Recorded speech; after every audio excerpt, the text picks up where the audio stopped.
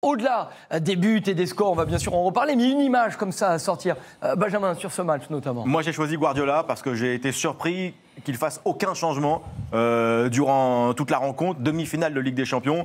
Et donc, zéro changement, moi, ça me surprend, alors qu'il avait sur le banc Phil Foden, Riyad Mahrez, Julian Alvarez.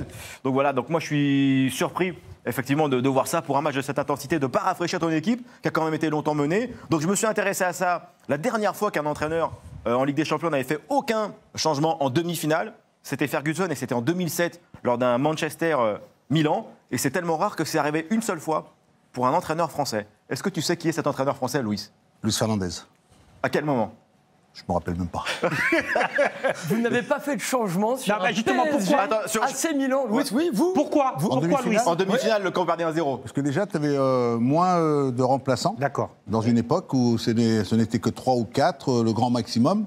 Et après, je pense que dans le match en lui-même, sur ce que j'avais devant moi, ça se passait remarquablement bien. Et qu'on était beaucoup plus proche du 1-0 que du 0-1. Vous avez perdu 1-0. On le perd, on perd la maison. Après, c'est quand tu es sur le terrain. D'ailleurs, petit quiz, on va reparler de Guardiola, parce que je sais que vous n'êtes pas spécialement content des déclarations qu'il a pu faire. Petit quiz dans le football show, on aime ça.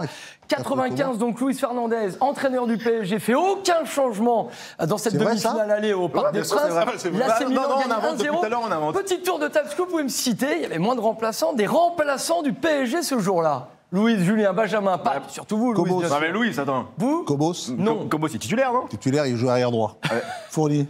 Non. Non plus, il joue arrière gauche. Les remplaçants. Je me souviens pas, à vous, messieurs. Les supporters du PSG. Non.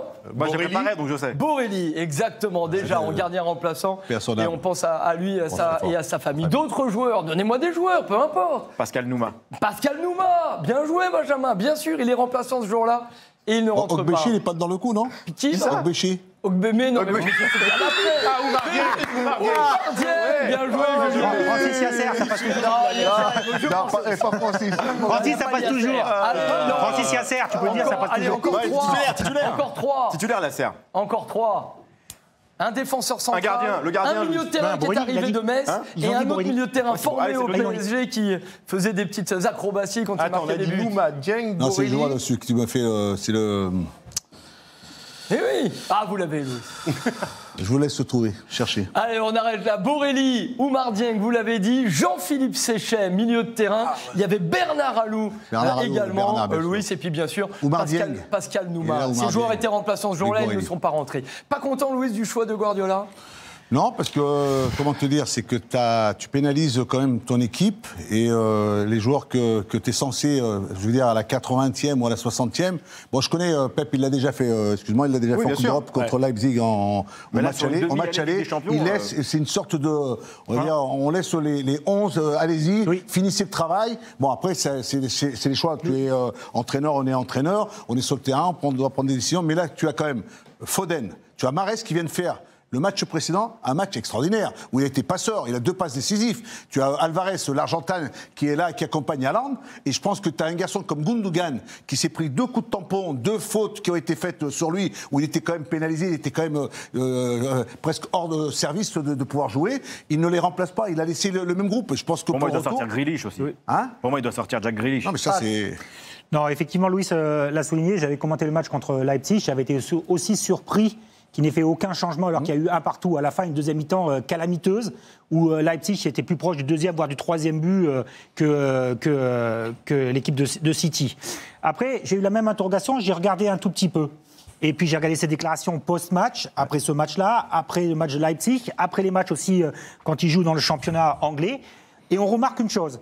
Quand le score est très très étriqué, ou quand il n'est pas encore défini, quand il n'y a pas 2 buts d'écart d'un côté comme de l'autre, il fait très peu de changements. 1, 2, maximum 3, même pas les 5. Et quand c'est vraiment... il estime, lui, qu'il a l'équilibre, il ne fait aucun changement. Par contre, s'il y a 2-3-0 pour City, là, au bout de la 50e, la 60e, il change. Rappelez-vous, quand il a marqué son quintuplé à Haaland, il l'a tout de suite sorti, il change 3-4 joueurs, et il prend même le risque. Que ça lui arrive, Louis. La question lui est posée après le match. Et tu sais quelle est sa réponse? Il dit, en fonction d'un adversaire que j'ai en face de moi, pour que j'ai des joueurs qui soient sur le terrain, qu'ils aient une possession de balle plus importante que ceux qui sont sur la touche. C'est-à-dire que tu es en train de me dire que ceux qui sont sur le banc n'ont pas les mêmes capacités, les mêmes qualités, Et tu te prends un but contrairement à ce que tu mets en place pour l'éviter. C'est le but de, on va dire, de Vinicius, c'est quoi? Ça part d'où? Ça part de leur. Mais ça, c'est au début, c'est la première période. Donc, ah oui, mais pas ça. Louis, moi, ce qui m'intéresse, il a mis un système d'animation comme ça pour le bloquer. La réponse, tu l'as sur ta demi-finale. Tu l'as même dit tout à l'heure, tu ne changes pas parce que tu estimes que l'équilibre il est assuré. Et donc à un moment donné, il y a le match retour. Il estime qu'avec c'est comme ça qu'il fonctionne. Tous en même temps, Julien. C'est comme ça qu'il fonctionne. C'est un message qui est quand même compliqué à accepter pour les remplaçants. Surtout que là, on le dit, ça arrive assez fréquemment. Donc pour garder tout le monde concerné, c'est un peu compliqué. Tu peux me sortir la photo? Il a son équipe de Champions League. Quand le score des remplaçants, on peut la remettre. Quand il y a 1-0. Mais dans ces cas-là, alors donc au match retour, il ne fera pas de changement. En finale, il ne fera pas de changement. Dès que c'est étriqué, il ne fait pas de changement. Il y a un moment. Regarde bien. Donc il a son 11 de Champions. On avance un petit peu. C'est le choix de Guardiola. On vous rappelle, Foden, Mahrez, Alvarez étaient remplaçants. Les remplaçants du PSG, on les rappelle. En 95. Il y a Bernard Alou, Pascal Nouma, un gardien et tu as 4 joueurs. Oui, c'est ça, beaucoup moins de choix. Tu as beaucoup moins de joueurs. Et le problème, c'est que tu as cette saison, tu as quand même on le voit de plus en plus, tu as des entraîneurs qui y vont à 5, 6, si ça va vite, ça change énormément. Regarde. Tu as un gardien, vous avez chacun une image. La pandémie de la Covid a changé aussi beaucoup de gens. Les 5 changements nous font aussi, nous, quand on commente. Et en 3 séquences. Voilà. Et quand on commence post-match, on a aussi une interprétation complètement différente qui a encore 4 ou 5 ans.